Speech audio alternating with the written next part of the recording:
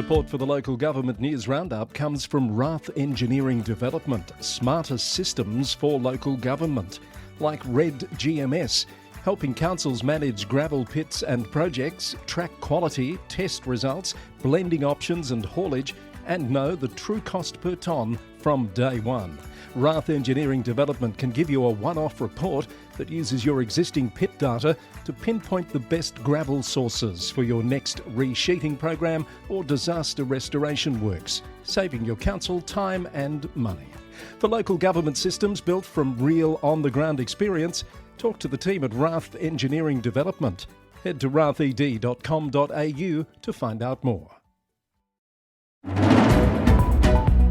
Coming up, a former mayor sues a former local government minister. A suspension and an apology ordered for 2 Kingston City councillors. An outgoing Wyndham councillor takes a parting shot at the sector. A rescission motion looms at Shoalhaven. A tight race in the Kiama Council by-election. An illegal dumping case thrown out after the council fails to turn up for the 3rd time. And questions about a suspended council CEO's use of official email. Hello there, welcome back to the Local Government News Roundup. It's a brand new week of news from and about councils across Australia and beyond, thanks to the Victorian Local Governance Association, with support from Symphony 3, simple, connected customer experiences, and from Rath Engineering Development, smarter local government systems built from real on-the-ground experience.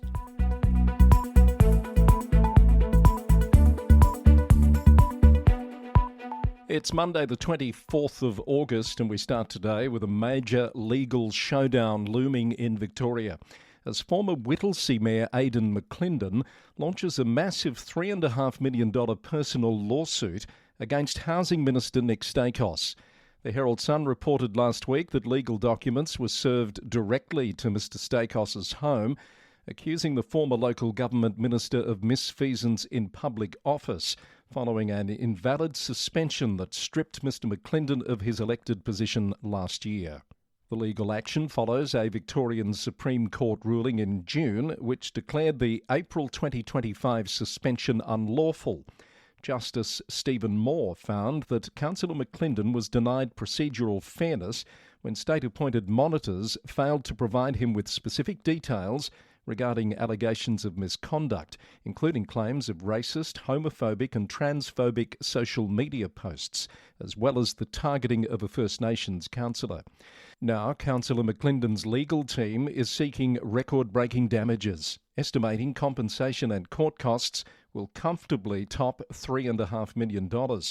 His lawyers insist the lawsuit targets Mr Stakos personally rather than Victorian taxpayers, arguing the former minister proceeded with the suspension despite receiving prior written warnings that his actions breached the law and caused irreparable harm to Councillor McClendon's career. In an explosive letter sent to Premier Ben Carroll, Mr McClendon's team is now demanding that Stakos be immediately stood down from all ministerial duties pending the court's decision. The Premier is also being pressured to confirm that public funds will not be used to cover the minister's legal defence, alongside calls for an independent review into the government's handling of the suspension. Kingston City Council is back in the news. It will table 2 councillor conduct determinations at today's council meeting, both stemming from complaints by Councillor Hardy Saab. An arbiter found Councillor Jane Agatan breached the Model Councillor Code of Conduct over derogatory social media posts and ordered a public apology and training. Separately, Councillor Caroline White was found to have breached the code twice, including an unsubstantiated claim linking Councillor Saab to a community grant. And Councillor White has been suspended from office for 2 months, effective tomorrow. The Herald Sun reported that the suspension has sparked an intention from Councillor White to run for state parliament in the seat of Clarinda, potentially as an independent. She's also said to be seeking legal advice about a potential appeal. And Wyndham City Councillor Josh Gilligan has announced plans to leave council when the term of the state-appointed municipal monitors ends in January. Councillor Gilligan, who represents Wimber Ward, has served 3 terms, including 2 stints as mayor, among them at age 26 as Wyndham's youngest ever mayor. In an announcement posted to social media, Councillor Gilligan was critical of the legislation governing local government in Victoria. He's described the sector as being, quote, regulated into paralysis. Monitors were appointed to Wyndham in May amid an ongoing governance crisis involving then Mayor Preet Singh and his refusal to relinquish the role despite losing the confidence of the council. The City of Whittlesea is calling on state and federal governments to establish a stronger regulatory framework for data centre developments following community transparency concerns.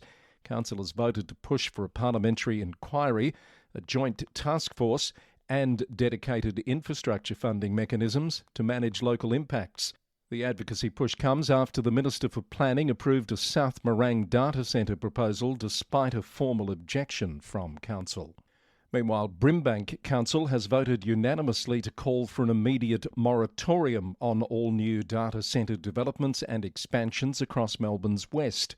Councillors are pushing for stricter planning controls, environmental safeguards and formal community consultation protocols before further approvals proceed. Making news in the local press, the Geelong Advertiser reported that Surf Coast Shire Council has seized outdoor dining furniture from 2 Torquay cafes following ongoing disputes over unpaid footpath trading permits, while one affected business owner withheld payment, demanding urgent repairs to uneven paving. Officers said the enforcement action was an absolute last resort to ensure public safety and regulatory compliance across the precinct. And the Herald Sun reports on a debate over municipal celebrations which has resurfaced at the City of Melbourne, with councillors set to vote on a proposal to formally recognise Melbourne Day. The motion to fund and promote the August 30 anniversary is being seen as a precursor to a wider push to reinstate local Australia Day events. And rounding up more news from councils in Victoria, Southern Grampians has welcomed news that Hamilton is set to gain a new 102-place early learning centre at the former Bainbridge College site, the development to be delivering services by 2029. Hume City Council has joined with Football Australia and Cricket Victoria to call for a $6 million state government commitment to fund a new sports reserve in Mickleham, the proposed $20 million L. Scott Boulevard Recreation Reserve. The Victorian government has rejected calls from West Wimmera Shire to lower speed limits near key pedestrian areas in Goroke and Apsley, saying low traffic volumes don't meet state guidelines. Corangamite Shire has welcomed V-Line's decision to double the capacity on key Warrnambool line services by introducing 6-carriage trains on peak Friday and weekend routes. And Warrnambool City Council has also welcomed the introduction of the 6-carriage trains as a common-sense positive solution to addressing crowded conditions. You're listening to the Local Government News Roundup, which is supported this month by LG Innovate 2026, the National AI Summit for Local Government, hosted by Davidson in partnership with Amazon Web Services. Registrations are now in their final days, with ticket sales closing on the 28th of August. If you've been considering joining the conversation, now's the time to secure your place. The program includes the launch of the Australian Local Government CEO Index for 2026. Expect practical hands-on workshops, as well as relevant theory and an exclusive networking evening included in your ticket. Full details at davidsonwp.com/LG-Innovate-2026. Don't miss the AI Summit, practical AI insights built for local government.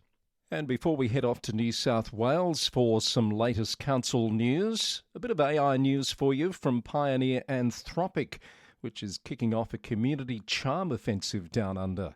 They're actively recruiting an Australian community engagement lead to win over local councils. EqualOcean.com reported that the move comes as the San Francisco-based developer of the Claude AI model prepares to roll out an unprecedented local infrastructure push. Reports indicate Anthropic is looking to secure up to 1.4 gigawatts of computing capacity an investment estimated at up to $15 billion or around 21.6 billion in Australian dollars. To pave the way for development, the company's new hire will be tasked with navigating local politics, engaging elected councillors and establishing a community engagement playbook. The strategy follows growing grassroots pushback against data centres in an increasing number of communities across Australia.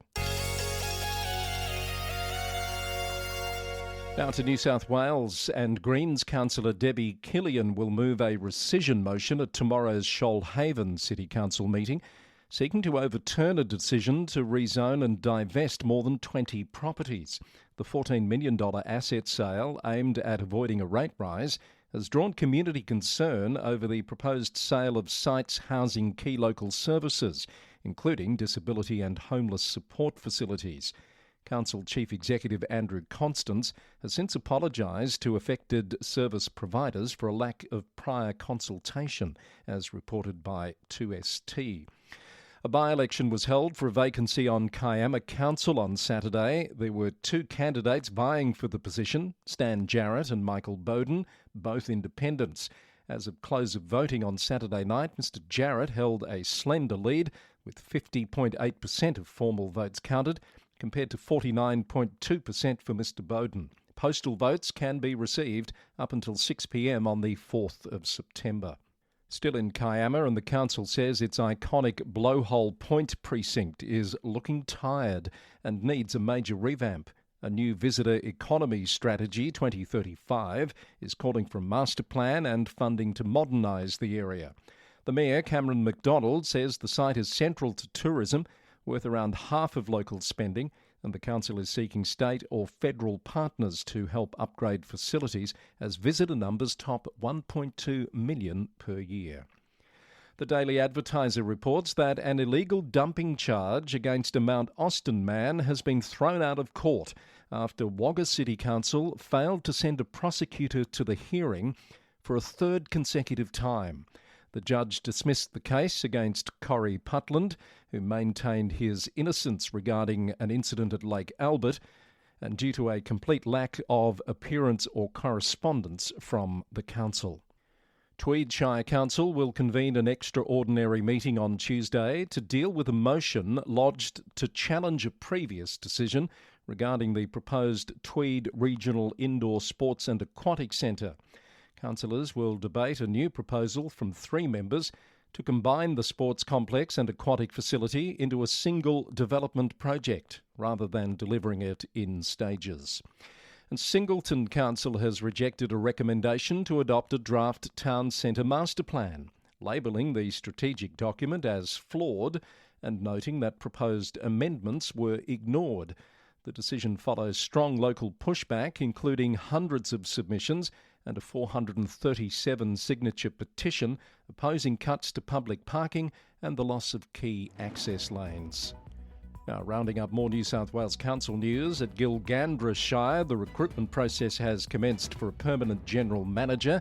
Applications close on September 14. It's being managed by Leading Roles, and Catherine Larkin continues in the position as interim GM. Tributes have been paid to former councillor and community stalwart Malcolm Barlow AAM, who's passed away following a lifetime of public service. He served on Upper Lachlan Shire Council for 8 years and previously on the former Crookwell Shire Council. Blue Mountains City Council has secured over $95 million in disaster recovery funding to repair expensive landslip damage across its road network. The investment will target priority repairs at more than 100 sites. And Singleton Council has resolved to commence a recruitment process to appoint a permanent general manager, inviting expressions of interest from appropriately qualified executive recruitment firms. In the meantime, Mel Curtis will continue in the acting general manager role.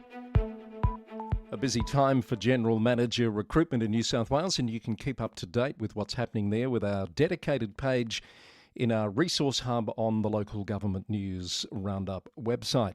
On to Queensland, where Livington Shire councillors have put a proposal to reintroduce divisional elections on hold, instead voting to seek further costings before proceeding. The motion, moved by Councillor Wade Rothery, would investigate a shift from the council's current undivided model to single-member divisions from the 2032 election. CEO Tom Upton told the meeting any change would require 2 years lead time and thorough community consultation. The matter was laid on the table, pending further advice, according to CQ today. Townsville City Council has overhauled its Economic Activation Partnership Guidelines, removing a controversial criteria that previously graded grant applications on public acknowledgement of local councillors. Under the updated framework reported by the Townsville Bulletin, funding applications from $5,000 to $50,000 will now prioritise measurable economic returns, tourism and job creation. The interim changes will remain active while a comprehensive review of the municipality's grant program is completed this financial year. And some Redlands City news. The council has voted 8-1 to transition its existing international agreements into temporary strategic partnerships for the remainder of the council term. The decision affects relations with cities in China, South Korea and Japan, aligning future oversight with Federal Department of Foreign Affairs and Trade guidelines, while requiring annual progress updates to councillors. According to Redland Bayside News, councillors also supported an amendment requiring a separate workshop and policy review before any broader framework for domestic, local government or organisational partnerships can be implemented. And the council is removing bird exclusion netting from 2 Coochie-Mudlow Island ferry terminals following community concerns over birds becoming trapped in the mesh. Acting Mayor Julie Talty confirmed the council will look into alternative bird management solutions that protect local wildlife while keeping the terminals clean and safe. In Tasmania, the City of Launceston has voted to deny grant funding to the historic 163-year-old Launceston Cup, choosing instead to prioritise newer, more innovative event proposals. Despite strong criticism from race organisers over grants being allocated to out-of-area events like Party in the Paddock, the councillors ultimately approved the revised funding allocations in a 5-2 vote, according to the Examiner. A little South Australia and Western Australia news for you. Firstly, from the Advertiser in Adelaide, newly declassified documents published by Alexandrina Council show that 3 South Australian councils previously rejected a proposed amalgamation, despite projections it could save ratepayers $40 million over 10 years. The decade-old report revealed that merging Alexandrina with Yankalila Council and the city of Victor Harbor would have delivered significant annual operational savings, but leaders cited concerns over community backlash and a loss of local identity. All 3 councils have confirmed they have no active plans to pursue a merger, opting instead to focus on expanding shared services and regional operational efficiencies. In WA, the suspended City of Perth Chief Executive Michelle Reynolds has reportedly emailed councillors just minutes before a key committee meeting this month, offering what she called late advice on a live compliance issue. According to WA Today, an email tabled at the city's Audit, Risk and Improvement Committee meeting on the 10th of August shows Ms Reynolds wrote from her work account around 11 minutes before the meeting began, regarding a report dealing with a 2025 compliance failure. Meeting minutes record concerns that she'd emailed some but not all committee members, offering advice, comments and suggested actions. The city says the matter is confidential and would not comment, but confirmed that Ms Reynolds is on leave. Local Government Inspector Tony Brown says it's not in his remit, though he is continuing to monitor the city. And the town of Cambridge is set to consider a motion investigating financial rebates of up to 50% for homeowners who prune and maintain mature trees on private land, aiming to curb declining canopy coverage across the suburb. According to a report from Perth Now, local data indicates tree cover in the area fell to 18.6% last year, dropping below the broader metropolitan average. If approved on Tuesday night, council staff will prepare a feasibility study on eligibility criteria, costs and potential pilot frameworks by late November. Let's go over to the UK, where there's a few council stories making news. Wyndham Council is facing possible government intervention after failing for a fourth time to elect a leader. The local government Chronicle reported that the failed vote will prompt the chief executive to write to the community's secretary. And officers warn the deadlock may be breaking the law and could see Oldham lose its seats on the Greater Manchester committees if no leader is chosen by September. Glasgow City Council has formally approved a new job evaluation scheme aimed at settling a long-running equal pay dispute. The BBC reports local authority estimates that 63% of its non-teaching workforce will receive a salary increase under the overhauled pay scale. Approximately 11% face pay cuts, though, of up to £11,500 annually. Local government union representatives staged protests outside the city chambers during the vote, raising strong concerns over the financial impact on affected workers, despite a planned 12-month salary protection period. Police have cleared the civic offices of Hartsmere Borough Council in Hertfordshire after two suspicious envelopes prompted evacuations and a 100-metre cordon, according to a report from the BBC. Specialist officers determined the items were non-hazardous and legitimate, though local police continue to investigate ongoing harassment and threats directed at the council leader. Civic leaders have called for greater respect in local public debate. Leicester City's Mayor, Sir Peter Soulsby, has rejected claims the city is facing insolvency, describing the reports as unfounded rumours, according to Leicestershire Live. The response follows concerns raised during a Charnwood Borough Council meeting, where local representatives expressed opposition to proposed boundary changes that would merge 250,000 county residents into the expanded city authority. And Barnsley Council intends to rescind its 2019 climate emergency declaration and scrap local net zero targets to redirect resources toward frontline local services. Council leadership says future environmental spending will focus strictly on practical initiatives with clear financial, local or statutory benefits rather than ideological targets. In the US state of Washington, Spokane City Council has unanimously ratified an executive emergency declaration following the devastating Spokane complex wildfires. The move authorises local leaders to fast-track emergency funding and bypass standard bidding processes for contracts over $50,000 to aid recovery efforts until at least October. And finally, in the Italian city of Como, the mayor, Alessandro Rapinese, has banned all bicycles from the city's historic centre after being hit by an electric bike and saying the measure is needed to improve public safety. NBC News reports the blanket ban covering both e-bikes and regular bicycles as part of wider traffic restrictions has sparked a backlash, including a petition and a planned protest ride on the 12th of September. And now you're up to date with the latest from the Roundup. This was edition number 632 for Monday, the 24th of August, 2026. Comments or feedback by email to lgweeklynews@gmail.com, or you can get more information about the episode, including story links, by heading to lgnewsroundup.com. The podcast is brought to you by the Victorian Local Governance Association with support from Symphony 3 and Rath Engineering Development. And this month we're supported by LG Innovate 2026. Don't miss out on your tickets. We're heading into the last days now. Head to davidson.wp.com/LG-Innovate-2026. The Roundup is recorded in the city of Greater Geelong, Victoria, on the land of the Wadawurrung people of the Kulin Nation. We come your way every Monday, Wednesday and Friday. That must mean I'll be back on Wednesday. I hope you'll join me. Until then, thanks for listening and bye for now.